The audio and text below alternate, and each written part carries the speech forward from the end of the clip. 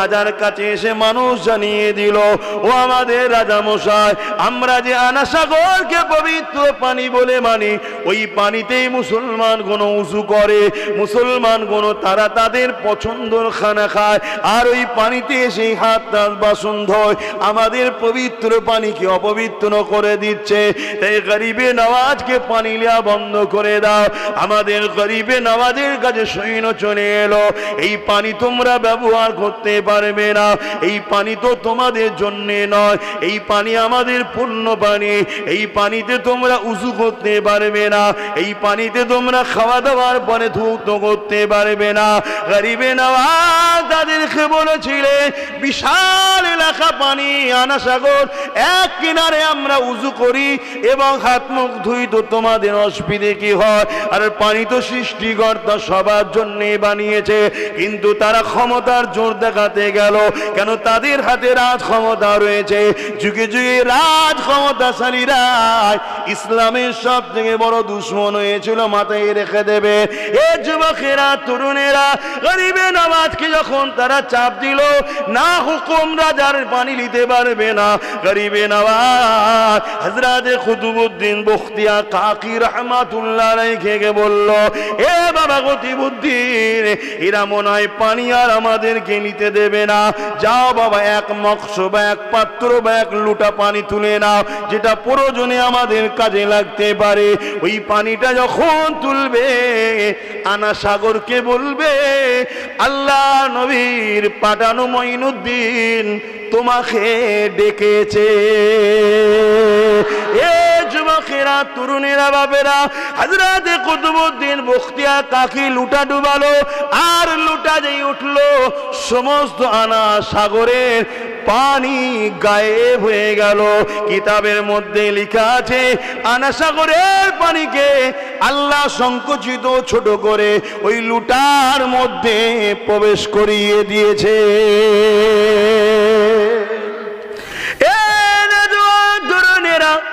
হযরত গরিবে নওয়াজকে আমার রাসূলুল্লাহ হিন্দুস্তানের জমিনে পাঠিয়েছিলেন। আমার রাসূলুল্লাহ বলেছিলেন, মঈনুদ্দিন, হিন্দের জমিন থেকে আমি খুশবু পাচ্ছি,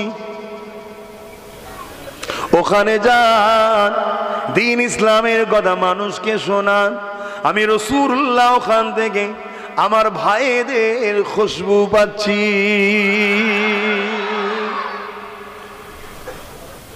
হযরতে গরিবে নওয়াজ চলে আসলেন। অনেক বড় কথা, মূল জায়গাটা বলি, ওই আনা সাগরের পারে একটা জায়গায় গরিবে নওয়াজ স্থান করলেন, ওই জায়গায় তাশরীফ নিয়ে রাখলেন। হুজুর আমার ইজাজত দিলেন, এ বাবা কুতুবউদ্দিন বখতিয়ার কাকি রে, আজান দাও বাবা, নামাজ হবে বাবা। হযরতে কুতুবউদ্দিন বখতিয়ার কাকি আজান দিতে লাগলেন। এই আজানের পরে জামাত শুরু হয়ে গেল। ওই আনা সাগরের পানিতে উযু করলেন, উযু করে নিয়ে নামাজ পড়তে লাগলেন। আর আনা সাগরটা হলো তাদের বিশ্বাস, তৎকালীন সময় যারা ছিল তাদের কাছে পবিত্র পানি ওটা। ওরা পাপ টাপ করে এসে ওই পানিতে ডুব টুব মারলে নাকি ওদের বিশ্বাস। ভাই, আমি কারো বিশ্বাসকে খাটো করে দেখতে চাইছি না, আমি বিশ্বাস করি না, সেটা আমার ব্যাপার। তাদের বিশ্বাস, তাদের প্রেম তার কাছে, তাদের নাকি পাপ ধুয়ে যেত, তাই পবিত্র পানি জানতো। তরুণেরা, হযরতে গরিবে নওয়াজ খাজা মঈনুদ্দিন আজমিরি ওই জায়গাতে উযু করে নিয়ে নামাজ আদায় করে খলিফা মুরিদ নিয়ে বসে রয়েছে। এমন সময় রাজার সৈন্যরা, রাজার লোকেরা যারা উটকে পরিচালনা করত, এমন করে উট চড়িয়ে ওই ময়দানে এসে হাজির হয়েছে। গরিবে নওয়াজ বসে আছে দেখে ওই জায়গাতে আগিয়ে এসে বলতে লাগলো, এ মুসাফিরেরা, এখান থেকে ওঠো বাবা, কেননা এই জায়গাতে রাজা উট বসে, রাজার উট বসার জায়গা এটা। গরিবে নওয়াজ আওয়াজ বলতে লাগলেন, বাবা এত বড় ময়দান রয়েছে, যেখানে খুশি রাখলে তো হয়, সব জায়গাটা ছেড়ে দিয়ে এই জায়গাতে কেন রাখতে মন গেল বাবা? তারা বলতে লাগলো, না তোমরা মুসাফির মানুষ, অন্য জায়গায় চলে যাও, এই জায়গাতে রাজার উটটা বসতে লাগবে। আমার গরিবে নামাজ জবান দিয়ে বলেছিলেন, এ বাবা কুতুবউদ্দিন বখতিয়ার, ওঠো বাবা, চলো অন্য জায়গায় যায়। রাজার উট যখন এখানে বসার জায়গা, আমি মঈনুদ্দিন বলি, রাজার উটই তাহলে বসে থাকো। এই বলে হুজুর আমার চলে গেলেন। রাত পার হয়ে গেল। পরের দিন উট চালকেরা উট তুলতে এসেছে, কিন্তু অবাক হয়ে দেখতে লেগেছে উট আর উঠতেছে না। হাজারো চেষ্টা, হাজারো মারধর করেছে, উট কোনোভাবে উঠতে চাইছে না। এ যুবকেরা, তরুণেরা, 850 বছর আগে যে মঈনুদ্দিনের এক জবানের কথায় উট বসেছিল আর রাজা তুলতে পারেনি, আজকের কিছু জালিম বলছে মঈনুদ্দিন হুজুরের মাজার তুলে দেব। এ জালিমরা শুনে রেখে দে, তোদের বাপেরা উট তুলতে পারেনি, আর আমার আল্লাহর মাহবুবের মাজার তোলার স্বপ্ন দেখেছি। মনে রাখবি, এই স্বপ্ন খুব তাড়াতাড়ি তোদেরকে জন্মের মতো দুনিয়ার স্বাদ থেকে চাকা বন্ধ করে অবশ্যই উঠে যেতে হবে।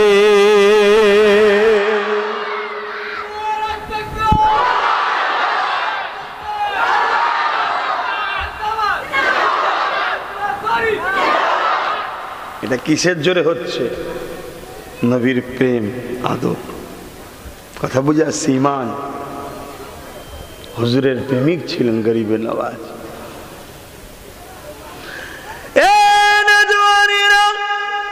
বাদশার কাছে খবর চলে গেল, বাদশাহ লোক মারফত গরিবে নওয়াজের কাছে চিঠি করেছে।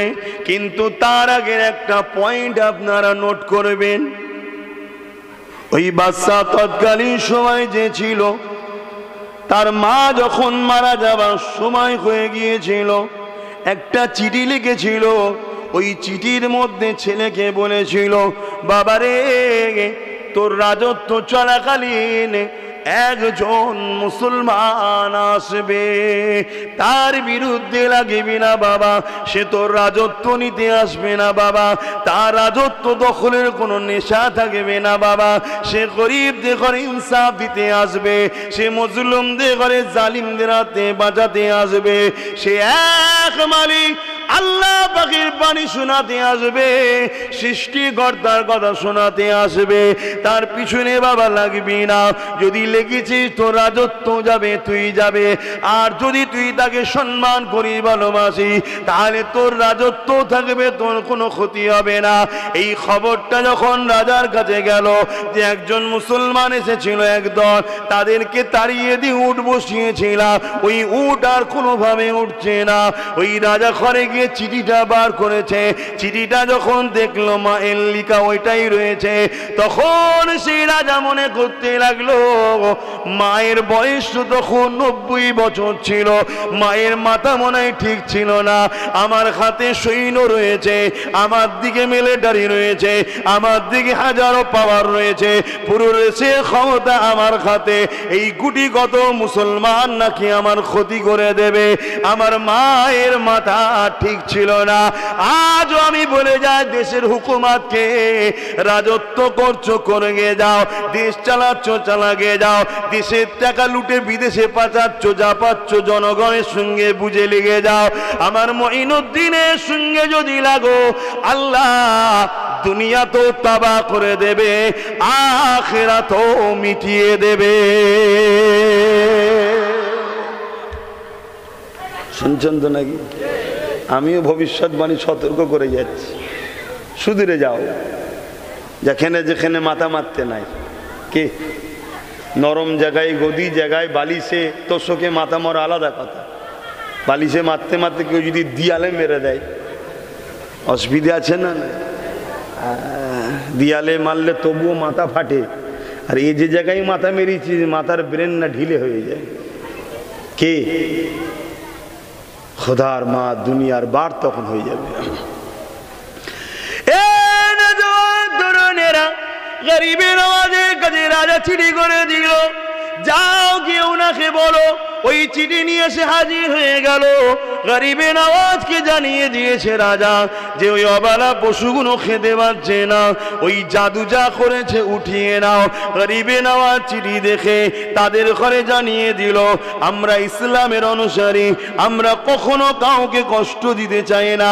ওই পশুগুলোকে আমি কষ্ট দিইনি, তাদেরকে আমি উঠাইতে বন্ধ করে রেখিনি, এবং আমরা মুসলমান জাদুর বিশ্বাস করি না। তবে হ্যাঁ, ওই পশুগুলোর কাছে গিয়ে বলো, মালিক জিনার হুকুমে তুমি বসে আছো, তিনার হুকুমে তোমরা উঠে পড়ো।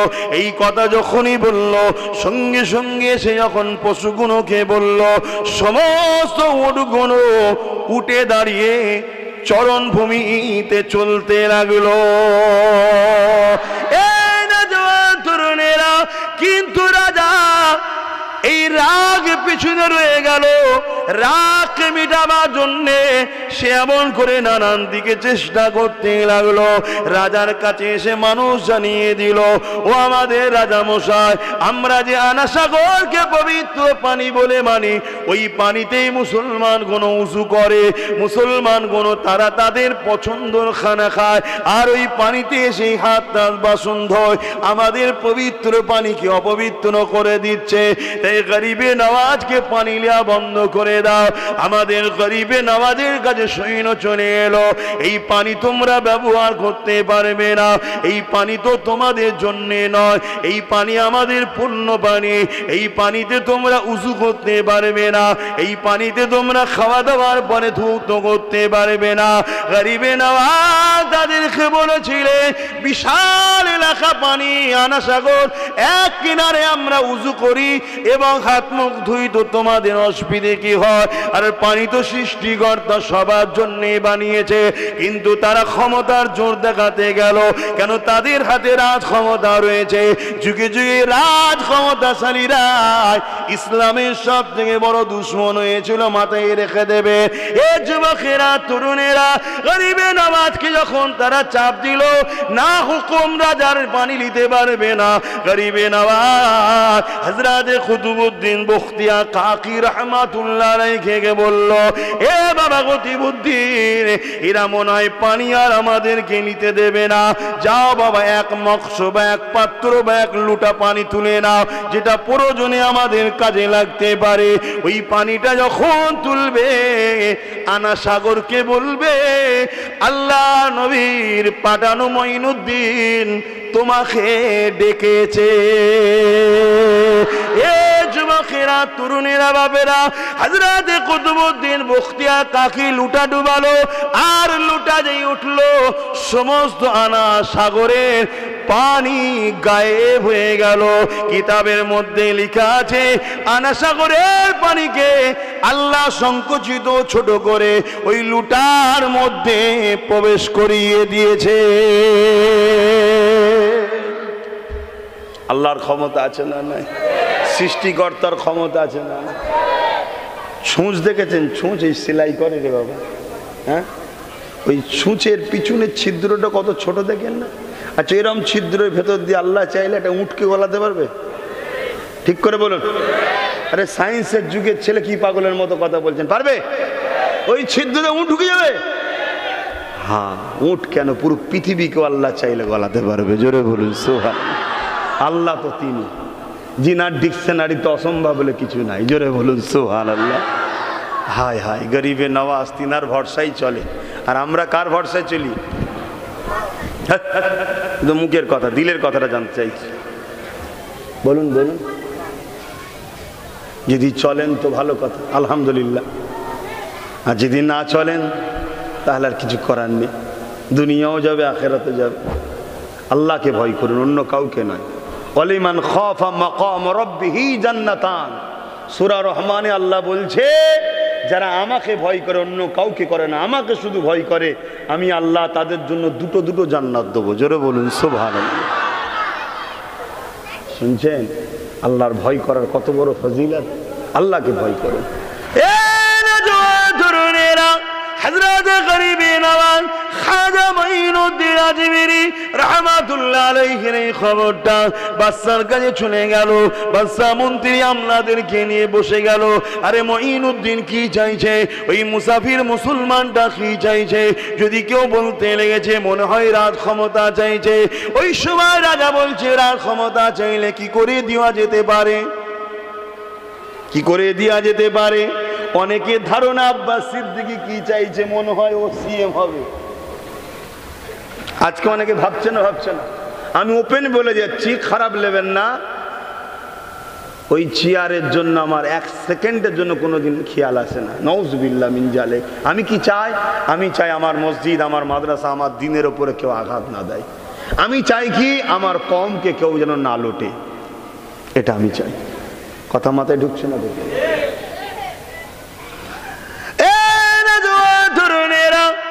রাজা তার সৈন্য সামন্তদের দিয়ে গরিবে নওয়াজের কাছে এসে না খিসরানি দিয়ে ক্ষমা চাইতে লেগেছে। বাবা ক্ষমা করে দাও বাবা, কেননা চতুর্দিকে খবরটা দ্রুত চলে যেতে লেগেছে। সবাই এসে আমার কাছে আবদার করেছে, হে আমাদের রাজা মশাই, গুনাহ করার পরে আমাদের বিশ্বাস ওই পানিতে আমরা ডুব দিলে আমাদের পাপগুলো ঝরে যেত। এখন পানি নাই তো ডুব কোথায় দেবো? এই গুনার বোঝাগুলো নিয়ে যাব কোথায়? তাই রাজা মশাই কিছু ব্যবস্থা করে। এই গরিবে নওয়াজের কাছে এসে ক্ষমা চাইতে লেগেছে। বাবা ভুল হয়ে গেছে, ক্ষমা করে দাও। কি চাইছেন আপনি? গরিবে নওয়াজ বলেছিল, শোনো, আমি কোনো কিছুই চাই না, এই জমিন আসমানের একমাত্র মালিক সৃষ্টিকর্তা আল্লাহ। আমি মানুষের কাছে সেই আল্লাহর কথা শোনাতে এসেছি। যাদের উপরে জুলুম হচ্ছে তাদেরকে বাঁচাতে এসেছি। যাদের গলায় খুন্তি ঝুলানো আছে, তখন জাতের বিরাট ভেদাভেদ ছিল, ওপর জাত নিচু জাতকে এত ছোট করে রাখতো, তাদের গলায় খুন্তি ঝুলিয়ে রাখতো, তাদের মুখ দেখলে অশুভ মনে হতো। আমি গরিবে নওয়াজ এই অসহায় মানুষগুলোর ভেদাভেদকে মিটাতে এসেছি। এ যুবকেরা, তরুণেরা, এ বাদশা, তুমি তোমার রাজত্ব চালাচ্ছ, চালাগে যাও। ও বিষয়ে আমার কোনো কিছু বলার না, ও বিষয়ে আমার কিছু লোভ লালসায় দেখারও না। গরিবে নওয়াজ অবাক হয়ে কত শুনলো যে রাজা অবাক হয়ে গেল। এই বিষয়টা নাকি বাবা আপনি যা বলছেন আমরা সব মেনে নেব, শুধু পানিগুলো ফিরিয়ে দেন। গরিবে নওয়াজ বললেন, বাবা কুতুবউদ্দিন, যা বাবা পানিটা গিয়ে ঢেলে দাও। এই পানিটা যখনই ঢেলে দিল, আনা সাগরের পানি কানায় কানায় হয়ে যায়। আরো জোরে বলুন সুবহান।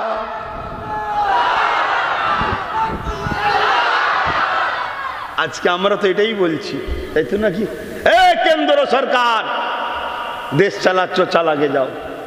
দেশকে ভিখারি বানাচ্ছ, যা পাচ্ছ করছো, জনগণ তোমায় ভোট দেবে কি দেবে না বুঝে লিখে যাও। কিন্তু আমার মসজিদের সঙ্গে কেন লাগছো?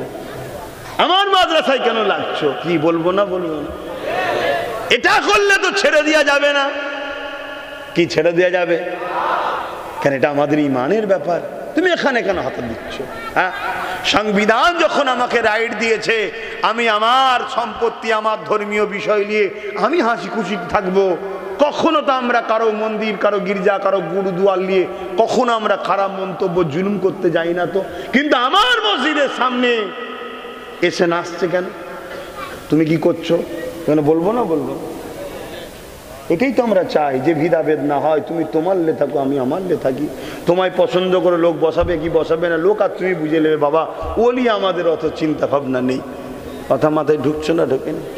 কিন্তু তুমি পাওয়ারের জোরে আমার মসজিদ মাদ্রাসা ভাঙবে, দুনিয়ার কোনো জায়গা ছেড়ে দিয়ে শুধু মসজিদের তলাতেই শুধু নাকি সব পাওয়া যাচ্ছে বলছো।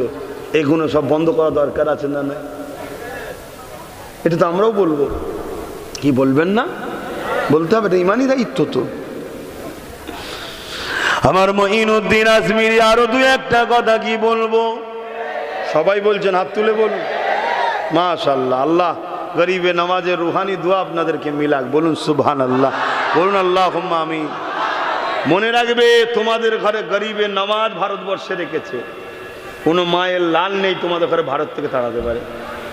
কথা বুঝে আসছে? হ্যাঁ, কোনো চিন্তা করো না। কিন্তু মুনাফেক একটু চেনো। মুনাফেক যদি না চেনো, ইমানটা চলে যাবে। ইমান চলে গেলে তুমি তার গরিবে নামাজের নয়। যে নবীন নয়, যে আল্লাহর নয়, তার গরিবে নওয়াজ তার পাশে থাকবে কেন? হযরত গরিবে নওয়াজ খাজা মুঈনুদ্দিন আজমিরি সঞ্জালি রাহমাতুল্লাহ আলাইহি এই সময়তে দেখা যায় হুজুর আমার একদিন রাস্তা দিয়ে হেঁটে হেঁটে যেতে লেগেছে। এ নওজওয়ানেরা, তরুণেরা, যুবকেরা, হুজুর আমার যখন হেঁটে হেঁটে যেতে লেগেছে, দেখতে লেগেছে একদল মানুষ আগুনের উপাসনা করতে লেগেছে। গরিবে নওয়াজ তাদের কাছে পৌঁছে যায়, তাদেরকে গিয়ে বলতে লাগে, বাবারা তোমরা কি কাজ করতে লেগেছে কোনো? তারা বলতে লাগলো, এ মুসাফির আপনি কি দেখতে পাচ্ছেন না আমরা আগুন দেবতার উপাসনা করতে লেগেছি, যাতে করে সে আমাদেরকে নরকে না পুড়িয়ে দেয়। ওই সময় খাজা গরিবে নওয়াজ বলতে লাগলে, কতদিন ধরে তোমরা এটা করতে লেগেছো? তারা বলল 40 বছর ধরে একভাবে আমরা করতে লেগেছে। গরিবে নওয়াজ বললেন, 40 বছর ধরে যে দেবতার বিশ্বাস তোমরা করছো, যার উপাসনা করতে লেগেছো, নিশ্চয়ই সে তোমাদেরকে মহাব্বত করে নিয়েছে, পেয়ার করে নিয়েছে। তাহলে তোমাদের মধ্যে থেকে কেউ একজনই আগুনে হাত দাও দেখে। তারা বলতে লাগলো, এটা কি কখনো সম্ভব? আগুন তো পুড়িয়ে দেবে। গরিবে নওয়াজ বলে উঠলো, আগুনের ক্ষমতা নাই, পুড়িয়ে দিতে পারে। তরুণেরা, আমার আপনার সকল মুসলমানের পিতা হযরত ইব্রাহিম খলিলুল্লাহকে আগুনে ফেলেছিল, আগুনের ক্ষমতা নেই, পুড়িয়ে দিতে পারে। আমার গরিবে নওয়াজ যখনই বলল আগুনের ক্ষমতা নাই, পোড়াতে পারে, তারা বলতে লাগলো, তাহলে আপনি হাত দিয়ে দেখান। আমার গরিবে নওয়াজ বলল, আমরা তো আগুনের উপাসনা করি না, আগুনকে যিনি সৃষ্টি করেছে সেই সৃষ্টিকর্তা আল্লাহর উপাসনা করি। আমরা কোনো গাছের, পাহাড়ের, পর্বত, সূর্য, চাঁদের, পাথরের কোন শক্তির উপাসনা করি না। আমরা উপাসনা করি একজনে, সব কিছু যিনি বানিয়েছেন, লিল্লাহি মা ফিস সামাওয়াতি ওয়া মা ফিল আরদ, জমিন আসমানের একজন মালিক, তিনি হলেন আল্লাহ, তিনার উপাসনা করে। এই বাবা তোমরা যখন করেছো তোমরা হাত দাও, আর তোমরা যখন বলতে চাইছো, দেখো আমি মুঈনুদ্দিন তো দূরের কথা, আমার পায়ের খরমকেও ক্ষমতা নেই আগুনের পোড়াবার। গরিবে নওয়াজ খরমটা আগুনে ফেলে দিল। খরম কাঠের হয়, কাঠের হয়। এ যুবকেরা, তরুণেরা, আগুন তো কাঠকে বড়ই পছন্দ করে, কিন্তু গরিবে নওয়াজের খরম ওই আগুনের মধ্যে দিয়া হয়ে গেল। আর সবাই দেখতে লেগেছে, দীর্ঘ সময় হয়ে যায়, গরিবে নওয়াজের খরমকে আগুন কোনো ক্ষতি করছে না। আরো জোরে বলুন সুবহান। হুজুর বলছে, কেউ একজন বার কর দে, তোদের মধ্যে থেকে একজন কেউ বার কর দে। আমি তো উপাসনা করিনি, তোরা তো করছিলিস। তারা তো কেউ হাত দেবে না, তারা সব উঠে এবার গরিবের নওয়াজের উপাসনা শুরু করেছে। মানুষ এখনো আছে পাওয়ারের উপাসনা করে। আরে পাওয়ারটা মূল মালিক কে? আল্লাহ। আব্বাস সিদ্দিকী যে কথা বলছে, এই কথা বলার ক্ষমতার মূল মালিক তো আব্বাস নয়, এ তো আল্লাহ দিয়া ক্ষমতা, আমাকে ব্যবহার করতে দিচ্ছে আল্লাহ। মূল মালিক তো আল্লাহ। বুঝতে পারছেন তো? সাগরে তুফান হয়, ক্ষমতা কার? সূর্য ওঠে, ক্ষমতা কার? চাঁদ ডোবে, ক্ষমতা কার? সব কিছু ক্ষমতা একজন আল্লাহ। কথা মাথায় ঢুকছে? তারা আমার গরিবের নামাজের উপাসনা শুরু করেছে। গরিবের নামাজ বলছে, সেই বোকার মতো আবার কাজ করছো, তোমাদেরকে যিনি সৃষ্টি করেছেন তার উপাসনা করো, আমারও নয়, কোনো কারো নয়, তিনি হলেন একজন আল্লাহ। জোরে বলুন সুবহানাল্লাহ। গরিবে নামাজের এই সত্য বাণী শুনে তারা ইমানের কালেমা পড়ে মুসলমান হয়ে যায়। জোরে বলুন সুবহানাল্লাহ। গরিবে নামাজ বলল, দিল থেকে মেনেছো তোমরা? তারা বলল, হ্যাঁ দিল থেকে মেনেছি। গরিবে নামাজ বলছি, দিল থেকে মেনে থাকো তাহলে পরীক্ষা দাও। কিভাবে? আগুনে হাত দিয়ে জুতো বার করো। কেন সত্যি যারা দিল থেকে কলেমা পড়ে, আগুন তাদের পোড়াতে, আমরা পারবো হাত দিতে?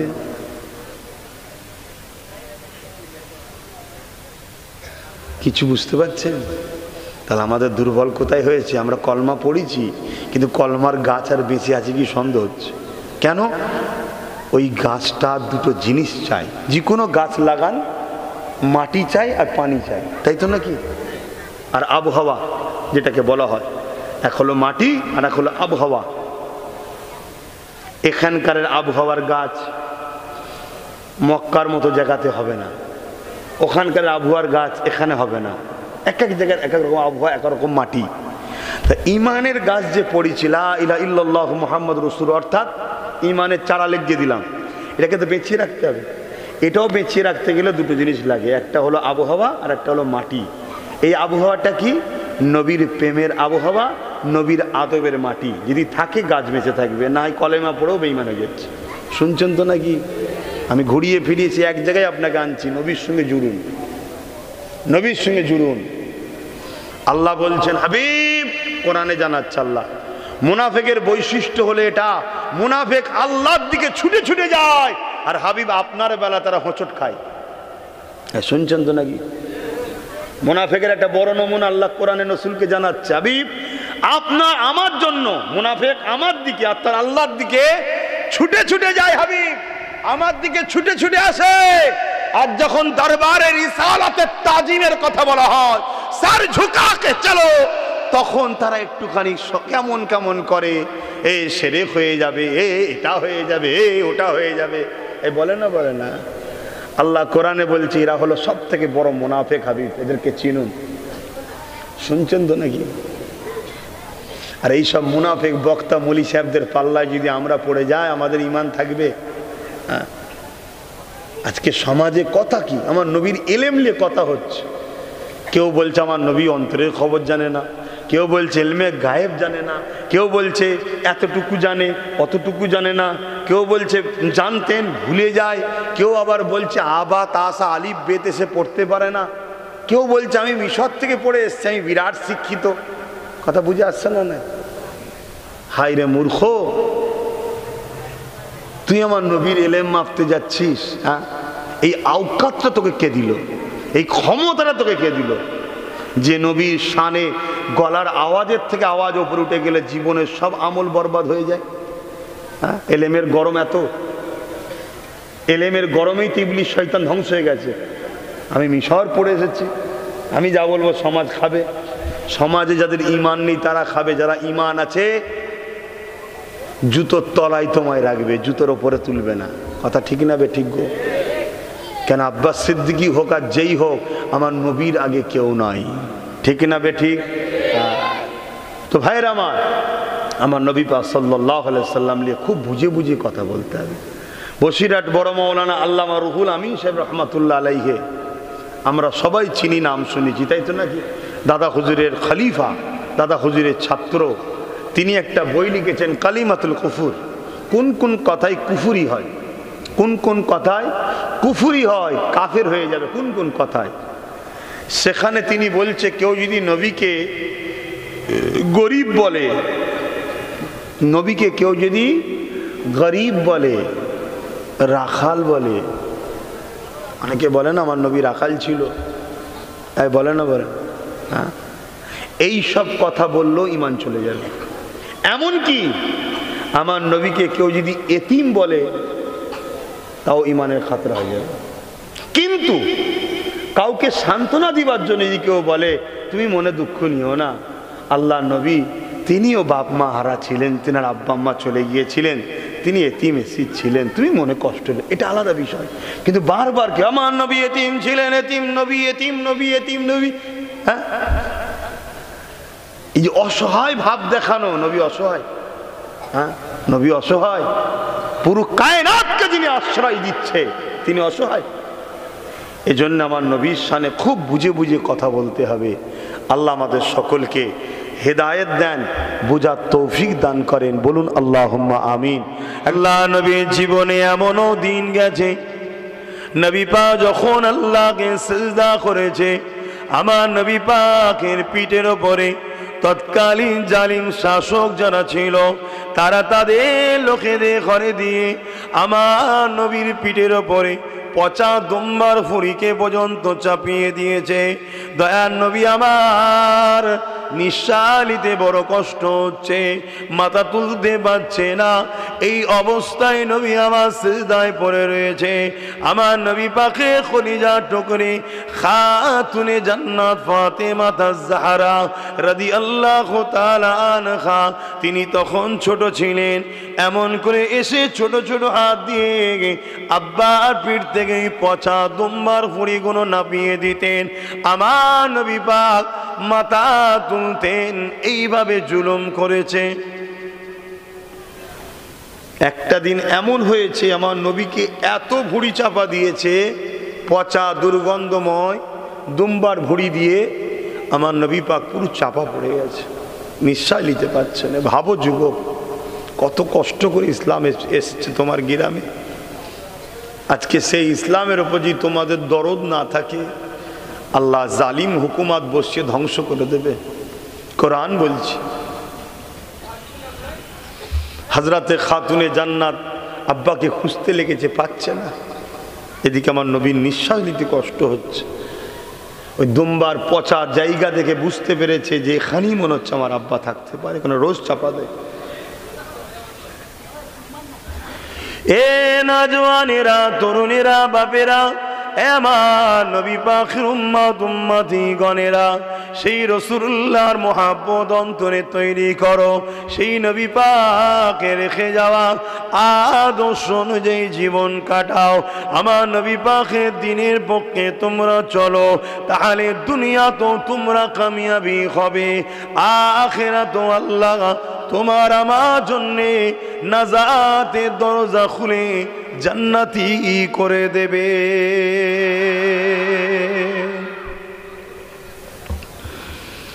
হযরত আম্মা জান ফাতেমা তাজ-জাহরা রাদিয়াল্লাহু তাআলা আনহা ওই জায়গা থেকে যখন ফুড়িগুলো সরিয়ে দেয়, আমার রাসূলুল্লাহ মাথাটা তুলে নেয়। নবী আমার মাথাটা তুলে নিঃশ্বাস নিতে লেগেছে। এদিকে খাতুনে জান্নাত আর সহ্য করতে পারলেন না। ছোট্ট বাচ্চা বাপেরই কষ্ট দেখে সিজদায় পড়ে গিয়ে আল্লাহ পাকের কাছে ফরিয়াদ করতে লেগেছে। কিছু কিছু কিতাবে আছে হাত তুলে ফরিয়াদ করতে লেগেছে, এ আল্লাহ, আমার আব্বার উপরে যারা এই জুলুম করেছে আপনি তাদেরকে ধ্বংস করে দেন, বরবাদ করে দেন। হযরতে খাতুনে জান্নাত যখন এই বদদুয়াটা করতে লেগেছে, আল্লাহ নবী খাতুনে জান্নাতের মুখে হাত দিয়ে চেপে দিয়েছে। মারে বদদুয়া করো না মা, তুমি আমারই শরীরের একটা অংশ। ফাতেমা তুমি আমার শরীরের টুকরো, তোমার বদদুয়া কবুল হয়ে যাবে, এরা ধ্বংস হয়ে যাবে। আমি রাসূলুল্লাহ যাদের নাজাতের জন্য দোয়া চাইছে তারা ধ্বংস হয়ে যাক, আমি রাসূলুল্লাহ এটা চাই না মা। মা গো বদদুয়া করো না মা, এরা আমাকে চিনতে পারেনি।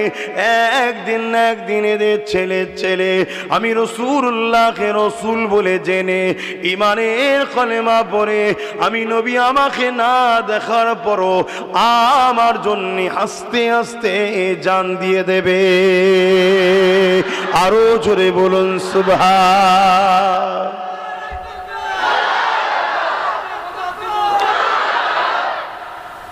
আমরা তো সেই উম্মত, না দেখি তো হুজুরকে ভালোবেসেছি। ইনশাআল্লাহ আমরা জানও দিতে পারবো হুজুরের জন্য, বলুন ইনশাআল্লাহ। যদি সেদিন বদদুয়া করে দিতে, এখন পর্যন্ত আর দুনিয়া থাকতো না, এতদিন পর্যন্ত আমাদের কাছে ইসলামও আর আসতো না। তো সেই নবীর মহব্বত ভালোবাসা কতটা আমাদের উপরে, আমরা সেই নবীর জন্য কি করলাম বলুন। আজকে সেই নবীর ইসলামকে নিয়ে মিডিয়াগুলো খুলে দেখুন, এক শ্রেণী দাজ্জাল মিডিয়া এক শ্রেণী বেরিয়েছে, দিন রাত আমার ইসলামকে নিয়ে গীবত করছে না করেন, সমালোচনা করছে না করেন। আমরা কি করলাম? অথচ সারা জীবন নবী আমার তোমার আমার জন্য কেঁদেছে।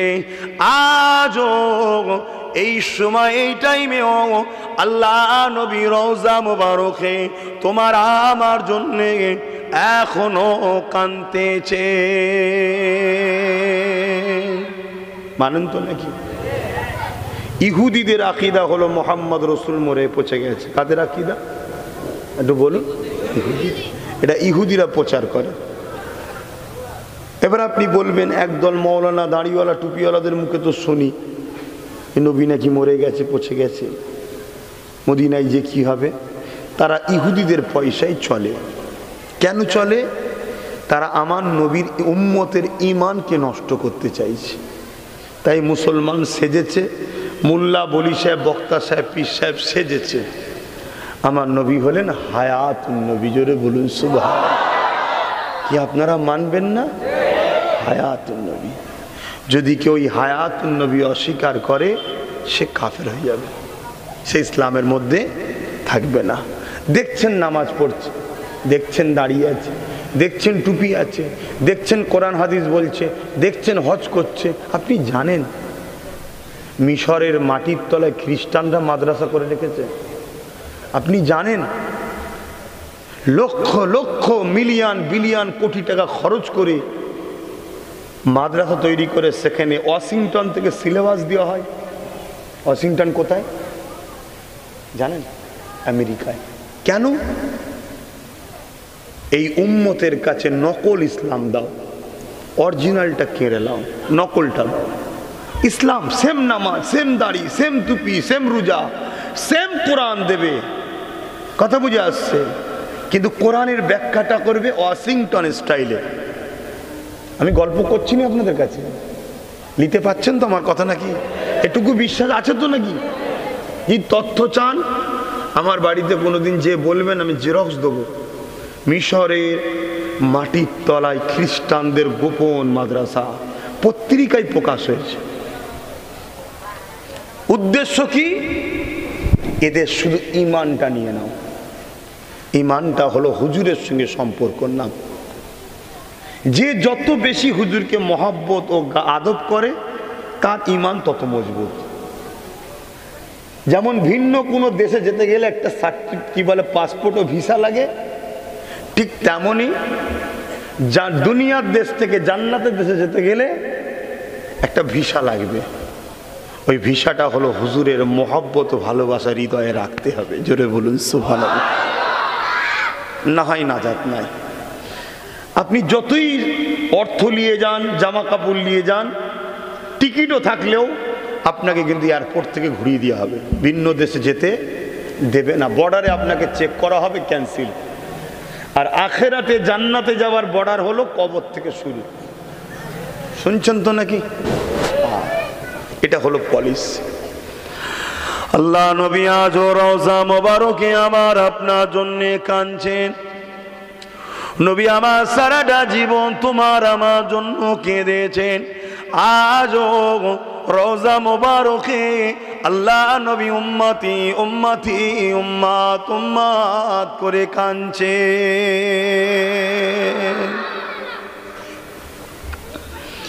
এ না জওয়ানেরা, তরুণেরা, বাপেরা, আমার নবী পাখির উম্মত উম্মতি গণেরা, আমার রাসূলে পাক সাল্লাল্লাহু আলাইহি ওয়াসাল্লাম সারাটা জীবন তোমার আমার জন্য কেঁদেছে।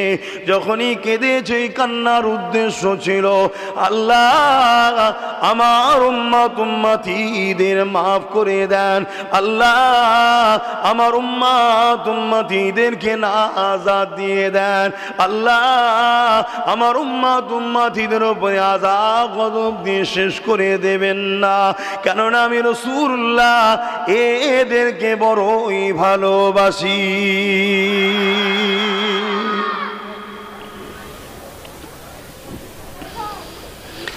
এ নওজওয়ানেরা, 1 তারিখে আল্লাহ নবী কাবা শরীফের সামনে সিজদায় পড়ে গেলেন। পড়ে গিয়ে চোখের পানি ফেলে নবী আমার কাঁদতে লেগেছে। আমার আল্লাহ জিবরাইলকে পাঠিয়ে দিলেন, ও হযরতে জিবরাইল দুনিয়া জমিনে যান, আমার হাবিব কেন কাঁদে জিজ্ঞাসা করে আসেন। হযরতে জিবরাইল দুনিয়া জমিনে চলে আসলেন, আল্লাহ নবীকে সালাম জানালেন। সালাম দিয়ে বলতে লাগলেন, ইয়া রাসূলুল্লাহ হাবিবাল্লাহ, আপনি কেন কাঁদেন? আল্লাহ পাক জানতে চেয়েছে এ হযরতে জিবরাইল রে, আমি রাসূলুল্লাহ কেন কাঁদি এটা তো আমার আল্লাহ পাক জানে। জিবরাইল তোমাকেও যখন জানাতে চেয়েছে তাহলে শোনো, আমার কান্না কারণ হলো আমি রাসূলুল্লাহ কাবা তওয়াফ করতে করতে অন্যান্য নবী আলাইহিমুস সালামদের উম্মতিদের কথা মনে পড়ে যায়। আজ জাতিকে আল্লাহ ধ্বংস করে দিয়েছে, সামুদ জাতিকে আল্লাহ ধ্বংস করে দিয়েছে। কওমে লুতেরা নবী লূত আলাইহিস সালামের কথা শুনে না বলে আল্লাহ তাদেরকে ধ্বংস করে দিয়েছে, শেষ করে দিয়েছে। এই হযরতে জিবরাইল রে, আমার উম্মতিরা দুনিয়ার লোভ লালসায় পড়ে আমি রাসূলুল্লাহ আমার কথাকে অমান্য করে ফেলবে, অন্যায় করে ফেলবে, ভুল রাস্তায় চলে যাবে।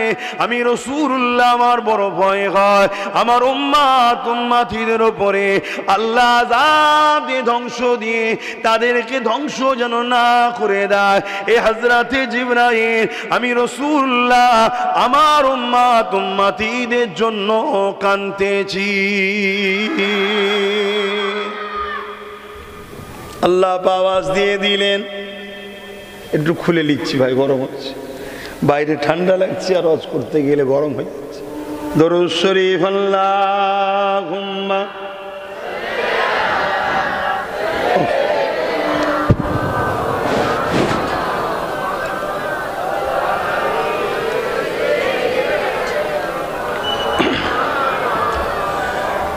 एक मैग़ नहीं उन पर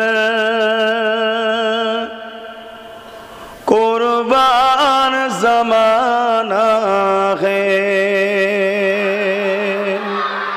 आरो जोरे बोलून ना, एक मैग़ नहीं उन पर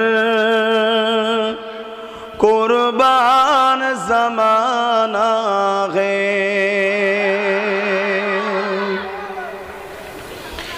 एक मैग़ नहीं उन पर कुर्बान ज़माना है, कि मैग़ नहीं उन पर कुर्बान ज़माना है। एक मैग़ नहीं उन पर कुर्बान ज़माना है।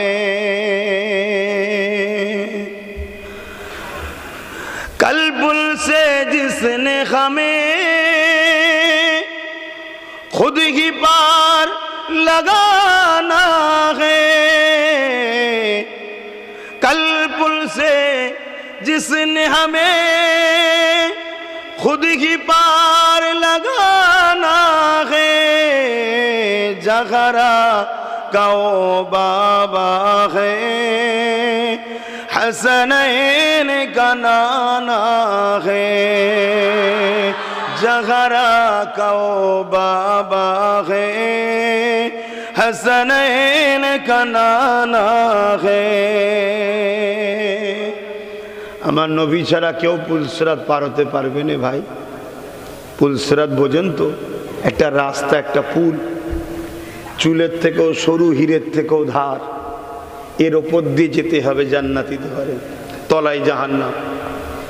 সবাইকে ওপর দিয়ে যেতে হবে, যাব না বললে হবে না। এটা দুনিয়ার কোনো বাদশার হুকুম নয়, এটা সৃষ্টিকর্তা আল্লাহর হুকুম। যাও এর ওপর দিয়ে। আপনি ভাববেন কি করে যাব? কথা ঠিকই, কি করে যাব? এটা দুনিয়ার কোনো জ্ঞানে যাওয়া যায় না, দুনিয়ার কোনো ক্ষমতায় যাওয়া যায় না। এই পুলটা তারা পার হবে যাদের ঈমান আছে। জোরে বলুন সুবহানাল্লাহ। যার ঈমান যত শক্তিশালী সে তত দ্রুত, কেউ চোখের পালক পড়ার থেকেও আগে এই পুল পার হয়ে যাবে। জোরে বলুন সুবহানাল্লাহ। আল্লাহর ক্ষমতার উপরে বিশ্বাস আছে না নাই? এখানে ঈমানের ব্যাপার। আল্লাহর নবী ওই পুল সিরাতের ধারে বসে থাকবেন। আল্লাহ আমার উম্মত, আল্লাহ আমার উম্মত, আল্লাহ আমার উম্মত, আল্লাহ আমার উম্মত। আর যখন ঈমানদাররা ওর উপরে উঠবে, জাহান্নাম তলা থেকে চিৎকার দেবে, আল্লাহ আল্লাহ আমার বড় কষ্ট হচ্ছে, যাদের হৃদয়ে আপনার ও হাবিবের প্রেমের আগুন জ্বলছে, এদেরকে তাড়াতাড়ি পার করেন নাই, ওই আগুন আমাকে গ্রাস করছে। জোরে বলুন সুবহানাল্লাহ। হৃদয়ে আল্লাহ ও রসুলের প্রেমের আগুন জ্বালান, প্রেম তৈরি করুন। कलबुल से जिसने हमें खुद ही पार लगाना है, जगरा कहो बाबा है, हसनैन का नाना है, एक मैं नहीं उन पर कुर्बान ज़माना है। अल्लाहुम्मा सल्ली अला।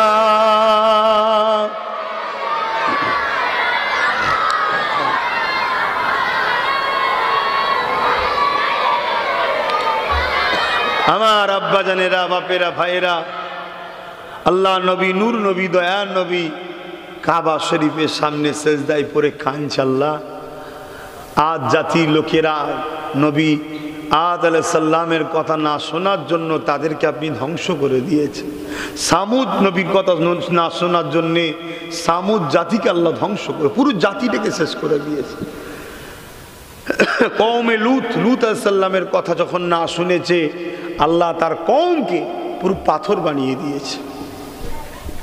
আল্লাহ, আমার উম্মতরাও তো অনেক ভুল করবে, আপনি এদের উপরে আযাব গজব দিয়ে ধ্বংস করে দেবেন না।